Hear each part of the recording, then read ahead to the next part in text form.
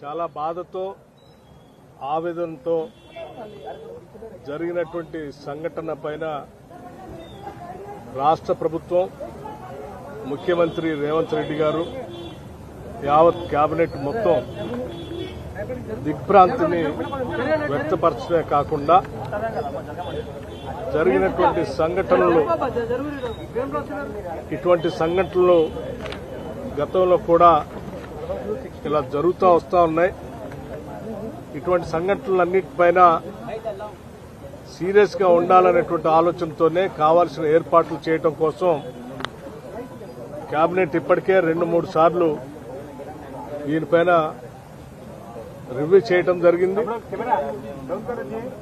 ముఖ్యమంత్రి గారు ఈ సంఘటన జరిగినటువంటి విషయం తెలిసిన మరుక్షణం నుంచే అందరి మంత్రులతో మాట్లాడుతూ, సంబంధిత అధికారులతో మాట్లాడుతూ, ఆసుపత్రులతో మాట్లాడుతూ కావాల్సినటువంటి నివారణ చర్యల కోసం, తీసుకోవాల్సినటువంటి చర్యల కోసం కాన్స్టాంట్ గా మానిటర్ చేస్తా ఉన్నారు.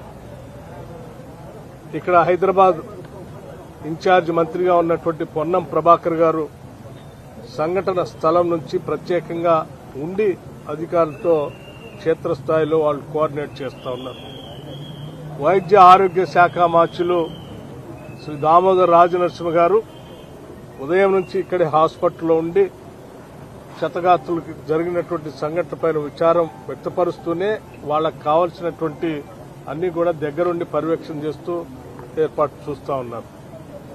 అట్లాగే ముఖ్యమంత్రి గారు నాకు ప్రత్యేకంగా ఫోన్ చేసి సంఘటన స్థలానికి, హాస్పిటల్కి వెళ్లి జరిగినటువంటి సంఘటన పైన తీవ్రమైనటువంటి విచారాన్ని రాష్ట్ర ప్రభుత్వం నుంచి వ్యక్తపరచడమే కాకుండా చనిపోయినటువంటి దురదృష్టవశాత్తు చనిపోయినటువంటి కుటుంబ సభ్యులకు సంబంధించి రాష్ట్ర ప్రభుత్వం తరఫు నుంచి ప్రగాఢమైనటువంటి సానుభూతిని, సంతాపాన్ని తెలియజేయటమే కాకుండా చనిపోయినటువంటి వ్యక్తులకు సంబంధించి రాష్ట్ర ప్రభుత్వం నుంచి ఒక్కొక్క మనిషికి సంబంధించి 5 లక్షల రూపాయల వరకు ఎక్స్గ్రేషియా కూడా ప్రకటించడానికి రాష్ట్ర ప్రభుత్వం నిర్ణయం చేసింది.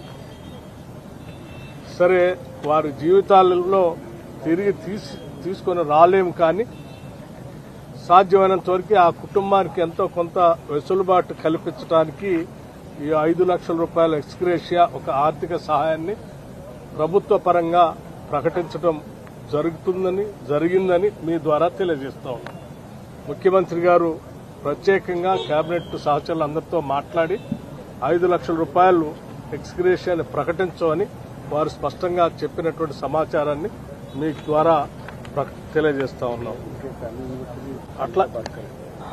అలాగే సంఘటన జరిగిన మరుక్షణం నుంచే అటు ఫైర్ డిపార్ట్మెంట్ వారితో కానీ, లేకపోతే ఇతర సిటీ పోలీస్ కమిషనర్ వారితో కానీ, మున్సిపాలిటీ వాళ్లతో కానీ, రెవెన్యూ డిపార్ట్మెంట్తో కానీ, హెల్త్ డిపార్ట్మెంట్తో కానీ నిత్యం మానిటరింగ్ చేస్తూ ఆ కుటుంబ సభ్యులతో కూడా ఫోన్లో ముఖ్యమంత్రి గారు పర్సనల్ గా మాట్లాడటం జరిగింది. మంత్రులంతా దగ్గరుండి ఈ క్షేత్రస్థాయిలో కావాల్సిన ఏర్పాట్లు కూడా చేస్తూ ఉన్నారు. ఈ సంఘటన జరిగినటువంటి బహదూర్పురా తహసీల్ చార్మినార్ ప్రాంతంలో ఉన్నటువంటి గుల్జార్ హౌస్ లో సరే, అది ఆ ప్రాథమికంగా అందిన సమాచారం ప్రకారం ఎన్ని గంటలకి ఉదయం పూట ఫైర్ యాక్సిడెంట్ లోపల షార్ట్ సర్క్యూట్ వల్ల జరిగినట్టుగా ప్రాథమిక సమాచారం ప్రకారం భావిస్తా ఉన్నారు.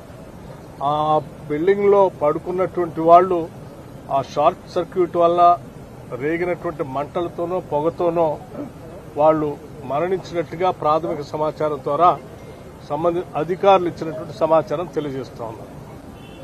ఈ ఫైర్ డిపార్ట్మెంట్ కి ఉదయం పూట ఆ పరిసర ప్రాంతం నుంచి అనానిమస్ కాల్ ఒకటి 6:16 సమాచారం అందిస్తే 6:17 అక్కడి నుంచి ఫైర్ ఇంజిన్ ఇమ్మీడియట్ గా మొగల్పురా ఫైర్ ఇంజిన్ 6:15 బయలుదేరి 6:20 ఆ ప్రాంతాన్ని చేరుకొని రెస్క్యూ ఆపరేషన్ మొదలుపెట్టడం జరిగింది.